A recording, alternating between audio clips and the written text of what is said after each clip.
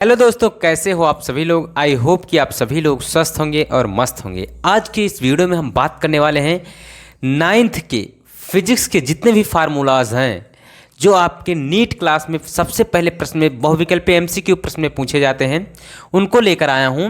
Class ninth के जितने भी फिजिक्स के फार्मूलाज होंगे उनको इस वीडियो में आप सभी लोगों को बताने वाला हूं। तो चलिए देर न करते हुए हम वीडियो को शुरू करते हैं, क्योंकि ज़्यादा टाइम न लेते हुए सारे फार्मूले को मैं इसी वीडियो में प्रोवाइड कराने वाला हूं। तो क्लास नाइन्थ के स्टूडेंट के लिए भी इम्पॉर्टेंट क्लास है, क्योंकि अगर ये फार्मूले को याद कर लेते हैं, सीख लेते हैं, तो न्यूमेरिकल लगाना इनके लिए बहुत आसान हो जाएगा। तो चलिए देर न करते हुए हम वीडियो को शुरू करते हैं। और आपका जो पहला लेसन है फिजिक्स का, क्या है? गति। पहला लेसन जो है आपका मोशन। तो पहला लेसन जो आपका है वो क्या है? गति है। क्या है? गति। गति लेसन में आपके कितने फार्मूलाज हैं, सारे फार्मूले को मैं यहाँ पर लिख दे रहा हूँ। अच्छे से आपको तैयार कर लेना है, कौन सा फार्मूला कब यूज होगा सारा कुछ मैं डिटेल में बता दूंगा। तो जो पहला फार्मूला आपका है वो क्या है? पहला नंबर विस्थापन का है। किसका है? विस्थापन का फार्मूला है। पहला फार्मूला क्या है? विस्थापन का। जो गति लेसन में सबसे पहला फार्मूला है वो क्या है? विस्थापन का है। विस्थापन इक्वल टू क्या होता है? अंतिम स्थिति माइनस प्रारंभिक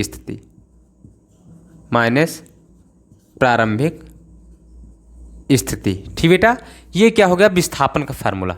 विस्थापन को हम डेल्टा एक्स से प्रदर्शित करते हैं, अंतिम स्थिति x2 माइनस x1। ये हो गया पहला फार्मूला आपका। दूसरा जो फार्मूला है आपका क्लास नाइन्थ गति लेसन का दूसरा फार्मूला वो क्या है? तो वो आपका फार्मूला है चाल का। तो चाल बराबर फार्मूला क्या होता है? तो दूरी बटे समय होता है। क्या होता है? दूरी बटे समय होता है। ठीक बेटा, समय। ये होता है चाल का फार्मूला। अगर हम बात करें कि चाल में आपको अगर प्रारंभिक दूरी दिया हुआ है, s2 दिया हुआ है और s1 दिया हुआ है, तब क्या हो जाएगा? तो चाल बराबर यानी v इक्वल टू क्या हो जाएगा? s2 माइनस s1 बटे t2 minus t1 equal to delta s बटे डेल्टा t हो जाएगा। ठीक बेटा, ये हो गया चाल का फार्मूला। अगर तीसरा फार्मूला जो है वो आपका क्या है? तो है औसत चाल का फार्मूला। क्या है? औसत चाल का फार्मूला। चलिए, औसत चाल का फार्मूला क्या होता है? तो कुल दूरी बटे कुल समय अंतराल। क्या होता है औसत चाल का फार्मूला? कुल दूरी बटे कुल समय अंतराल कुल समय अंतराल। ये क्या हो गया? तो औसत चाल का फार्मूला हो गया। इसके बाद जो आपका चौथा नंबर आता है आपका फार्मूलाज, वो क्या है? तो वेग का फार्मूला। किसका फार्मूला है? वेग का फार्मूला। वेग का फार्मूला क्या होता है? तो विस्थापन बटे समय अंतराल। क्या होता है? विस्थापन बटे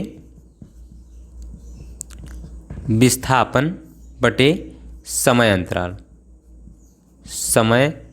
अंतराल। ये किसका फार्मूला होता है? तो वेग का फार्मूला होता है। अब हम बात करते हैं औसत वेग का फार्मूला क्या होता है। किसका? औसत वेग का। पांचवा नंबर फार्मूला औसत वेग। औसत वेग का जो आपका फार्मूला होता है वो होता है कुल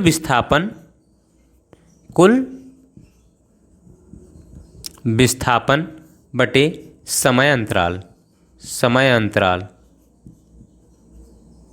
ठीक बेटा, ये हो गया किसका? औसत वेग का फार्मूला। अगर आपको अंतिम वेग और प्रारंभिक वेग दिया हुआ है, तब जो औसत वेग का आपका फार्मूला हो जाएगा वो क्या हो जाएगा? देखिए, तो औसत वेग इक्वल टू हो जाएगा आपका औसत वेग इक्वल टू अंतिम वेग प्लस प्रारंभिक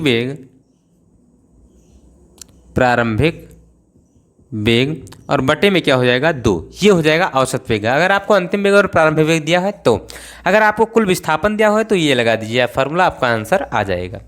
अगला जो आपका है औसत वेग के बाद आपका जो फार्मूला आता है वो किसका आता है? त्वरण का आता है। किसका आता है? त्वरण का फार्मूला। त्वरण का फार्मूला क्या होता है? तो वेग परिवर्तन की दर, यानी वेग परिवर्तन और बटे में क्या हो जाएगा? समय अंतराल।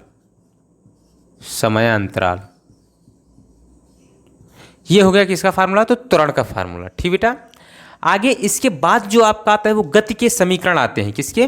गति के समीकरण। समीकरण गति के 3 समीकरण हैं, आप सभी लोग जानते हैं। पहला समीकरण जो है वो v is equal to u plus a t है।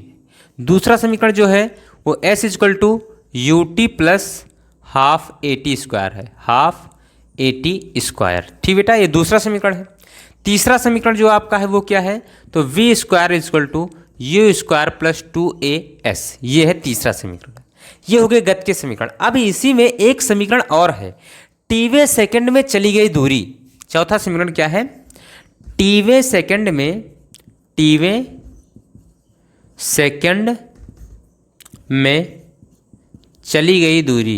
चली गई दूरी। अगर इसका फार्मूला आपको ज्ञात करना है, दूरी ज्ञात करना है, तो यस टी इजक्वल टू क्या हो जाएगा, u plus 1/2 a into 2t minus 1 हो जाएगा। ये हो गया क्या, टीवें सेकंड, जैसे मान लिया 5वें सेकंड या 12वें सेकंड या 13वें सेकंड या 6ठे सेकंड में चली गई दूरी ज्ञात करने को कह रहा है, तो ये फार्मूला आप लगाएंगे। ठीक बेटा, इसके बाद जो आपका आता है फार्मूला, वो कौन सा फार्मूला आता है, तो इसके बाद आपका आता है किसका फार्मूला, तो आपका आता है कोणीय वेग का। किसका, कोणीय वेग। तो कोणीय वेग का आपका फार्मूला होता है ओमेगा इजक्वल टू, कौन सा फार्मूला है, ये 5 के बाद 6 हो गया, 6 के बाद 7 हो गया, 7 के बाद ये 8 नंबर हो जाएगा, और 8 के बाद अब 9 नंबर। कोणीय वेग, तो कोणीय वेग इजक्वल टू होता है कोणीय विस्थापन और बटे समय। ठीक बेटा, ये हो गया। अगला जो फार्मूला है 10 नंबर फार्मूला, वो क्या है, अगर मान लीजिए कि कोई गतिशील वस्तु आर त्रिज्या के वृत्ताकार पथ पर 1 सेकंड में या t सेकंड में चलता है, तो उसका वेग क्या हो जाएगा या उसका चाल क्या हो जाएगा, तो v इजक्वल टू होता है 2πr बटे टी होता है। क्या होता है, 2πr बटे टी। ठीक बेटा, टी। ये क्या है, जब वृत्ताकार पथ में, आर त्रिज्या वाले वृत्ताकार पथ में कोई गतिशील वस्तु t सेकंड में दूरी तय करती है, तो उसका चाल जो होता है वो v होता है। यह कोणीय विस्थापन, कोणीय वेग का मैंने बता दिया। अगला है कोणीय वेग और रेखीय वेग में संबंध। 11 नंबर है कोणीय वेग और रेखीय वेग में संबंध। तो v इजक्वल टू क्या होता है, v इजक्वल टू होता है r इंटू ओमेगा। ये होता है कोणीय वेग और रेखीय वेग में संबंध। तो 11 फार्मूला जो हैं ये आपके किस लेसन में है, तो गति लेसन में है, यानी 7वें लेसन में है। अब इसके बाद जो 8वां लेसन है, 8वां लेसन आपका क्या है, लेसन 8 जो है आपके वो क्या है, बल तथा गति के नियम। बल तथा गति के नियम। अब बल तथा गति के नियम का जो आपका फार्मूलाज है उसे हम लिख लेते हैं। तो इसमें जो पहला फार्मूला है आपका, कौन सा फार्मूला, पहला फार्मूला वो क्या है, तो पहला फार्मूला आपका है F is equal to m into a. ये क्या है, न्यूटन के द्वितीय नियम का formula, F is equal to m into a. इसके बाद जो दूसरा फार्मूला आपका है वो क्या है, तो संवेग का है, P is equal to m into v. ये क्या है, संवेग का फार्मूला है। तीसरा फार्मूला जो है आपका वो क्या है, तो वो आपका है बल तथा संवेग परिवर्तन में संबंध। तो F इजक्वल टू आपका है डेल्टा P और बटे में डेल्टा टी। ठीक बेटा, यानी संवेग परिवर्तन और संवेग परिवर्तन की दर और बल में संबंध है। चौथा फार्मूला जो आपका है वो क्या है, तो वो आपका है बल का आवेग। क्या है, बल का आवेग। तो यानी I इजक्वल टू हो जाएगा F गुणे डेल्टा टी, F गुणे डेल्टा टी। यानी बल और गुणे समय अंतराल को हम क्या कहते हैं, बल तथा समय अंतराल के गुणनफल को हम बल का आवेग कहते हैं। अगला जो है आपका 5वां नंबर वो क्या है, बल का आवेग और संवेग परिवर्तन में संबंध। तो I बराबर होता है आपका डेल्टा P। ठीक बेटा, ये होता है। तो ये आपका हो गया क्या, ये 5 फार्मूले जो हैं वो लेसन 8 में आपको देखने को मिलेंगे। अगला जो आपका है लेसन 9। लेसन 9 क्या है, तो लेसन 9 आपका है गुरुत्वाकर्षण। क्या है, गुरुत्वाकर्षण। गुरुत्वाकर्षण में आपको कौन कौन से फार्मूले देखने को मिलेंगे, चलिए उसे भी हम देख लेते हैं। तो सबसे पहला जो आपका फार्मूला मिलेगा गुरुत्वाकर्षण बल का। किसका, गुरुत्वाकर्षण बल का। F इजक्वल टू हो जाएगा आपका capital G into M1 into M2 बटे आर स्क्वायर। ये हो जाएगा फार्मूला। G क्या है, तो गुरुत्वाकर्षण नियतांक, जिसका मान क्या होता है 6.67 गुणे 10 की पावर -11 क्या होता है -11, और इसको जब भेज देंगे तो न्यूटन मीटर स्क्वायर प्रति किग्रा स्क्वायर ये होता है। कैपिटल जी का मान 6.67 × 10⁻11 न्यूटन मीटर स्क्वायर प्रति ग्रह स्क्वायर। ठीक बेटा, तो ये हो गया इस लेसन का पहला फार्मूला।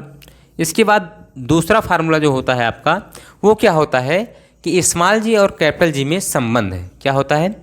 स्मॉल जी और कैपिटल जी में संबंध। तो स्मॉल जी इक्वल टू होता है कैपिटल जी इंटू ME/RE का स्क्वायर। ठीक बेटा, फिर तीसरा फार्मूला जो होता है वो क्या होता है? भार ज्ञात करने का। क्या ज्ञात करने का? भार ज्ञात करने का। तो भार ज्ञात करने का जो फार्मूला होता है W=mg होता है, m × g। m क्या है? तो वस्तु का द्रव्यमान, और g क्या है? गुरुत्वीय त्वरण। तो किसी वस्तु का भार ज्ञात करना है तो उसके द्रव्यमान और गुरुत्वीय त्वरण से गुणा कर देंगे तो उस वस्तु का भार आ जाएगा। ठीक बेटा, तो इस प्रकार से आपका 9वां लेसन जो आपका था क्या? तो गुरुत्वाकर्षण, उसका भी फार्मूला मैंने लिखा दिया। इसके बाद आपका आता है 10वां लेसन। कौन सा लेसन? 10वां लेसन। लेसन 10। लेसन 10 जो क्या है आपका? कार्य तथा ऊर्जा। क्या है? कार्य तथा ऊर्जा, वर्क एंड एनर्जी। तो वर्क एंड एनर्जी में कितने फार्मूले हैं उसे भी हम लिख लेते हैं। तो जो सबसे पहला फार्मूला है वो क्या है? W यानी कार्य का, यानी ऊर्जा का। तो W हो जाएगा आपका F × D cos थीटा हो जाएगा। ठीक है, ठीक बेटा, ये पहला फार्मूला। थीटा आपको जितना मान दिया होगा वो आप रख देंगे। दूसरा फार्मूला जो है वो किसकी है? गतिज ऊर्जा का। गतिज ऊर्जा K = 1/2 mv²। ठीक बेटा, ये हो गया गतिज ऊर्जा का फार्मूला। तीसरा फार्मूला जो आपका है इसमें, तीसरा फार्मूला वो क्या है? गुरुत्वीय स्थितिज ऊर्जा का। किसका? गुरुत्वीय स्थितिज ऊर्जा का। तो गुरुत्वीय स्थितिज ऊर्जा इक्वल टू क्या हो जाएगा? देखिए यहाँ पर U = क्या हो जाएगा? U = mgh। m क्या है? तो वस्तु का द्रव्यमान, g क्या है? गुरुत्वीय त्वरण, h क्या है? ऊंचाई है। तो ये क्या हो जाएगा? गुरुत्वीय स्थितिज ऊर्जा। इस लेसन में केवल 3 फार्मूले आपको देखना है। पहला कार्य का फार्मूला, दूसरा गतिज ऊर्जा का फार्मूला, तीसरा गुरुत्वीय स्थितिज ऊर्जा का फार्मूला आपको देखना है। इसके बाद आपका जो लेसन 11 है, लेसन 11 वो क्या है? तो वो आपका है ध्वनि। क्या है? ध्वनि यानी साउंड। क्या है? ध्वनि यानी साउंड। इसमें भी आपके कितने फार्मूले हैं उसे भी हम देख लेते हैं। तो पहला जो फार्मूला है वो आवर्तकाल का है। किसका है? T = 1/n, या इसी को आप लिख सकते हैं n = 1/t। ठीक बेटा, ये पहला फार्मूला हो गया। T = 1/n, या n को इस तरफ भेजिए तो n = 1/t। दूसरा फार्मूला जो है आपका वो क्या है? तो तरंग के वेग का फार्मूला है। क्या है? तरंग के वेग का फार्मूला। तो तरंग के वेग को v से लिखते हैं, v = λ/t। t क्या है? आवर्तकाल। लैम्डा क्या है? तरंग दैर्ध्य है। क्या है? तरंग दैर्ध्य। v क्या है? तरंग का वेग। अब यहाँ पर 1/t = हम लिख सकते हैं। इसके बाद तीसरा जो फार्मूला है v = तो 1/t = हम इसे अलग कर देते हैं। तो 1/t = क्या हो जाएगा? n होता है तो n × लैम्डा, यानी क्या हो जाएगा? अगर कोई पूछे आपसे कि तरंग के वेग और आवृत्ति में क्या संबंध है तो v = n × लैम्डा लिख सकते हैं। ठीक बेटा, इसके बाद किसी माध्यम में अगर हम बात करें, किसी माध्यम में ध्वनि की हम क्या करते हैं? चाल ज्ञात करते हैं। तो क्या वेग ज्ञात करते हैं तो क्या हो जाएगा? चौथा फार्मूला देखिए, तो फार्मूला आपका हो जाएगा वेग v = √E/d। ये क्या हो जाएगा? किसी माध्यम में ध्वनि के वेग के लिए फार्मूला हो जाएगा। तो इस प्रकार से आपके नीट के लिए जो बेसिक फार्मूले थे इस वीडियो में मैंने आप सभी लोगों को प्रोवाइड करा दिए, और ये क्लास 9th के लिए भी इम्पॉर्टेंट है। जो बच्चे क्लास 9th में हैं उनके लिए भी इम्पॉर्टेंट है, और जो नीट की तैयारी कर रहे हैं उनके लिए भी इम्पॉर्टेंट है। अगर क्लास 9th के बच्चे ये सारे फार्मूले तैयार कर लेते हैं तो उनका जो आंकिक प्रश्न है उसे लगाने में कोई भी प्रॉब्लम नहीं होगी। तो इस प्रकार से आपके जितने भी फिजिक्स के फार्मूलाज थे उनको मैंने एक ही वीडियो में प्रोवाइड करा दिए हैं। तो अब हम मिलते हैं अगले वीडियो में मज़ेदार एवं धमाकेदार वीडियो के साथ। तब तक के लिए जय हिंद, love you, bye bye, take care.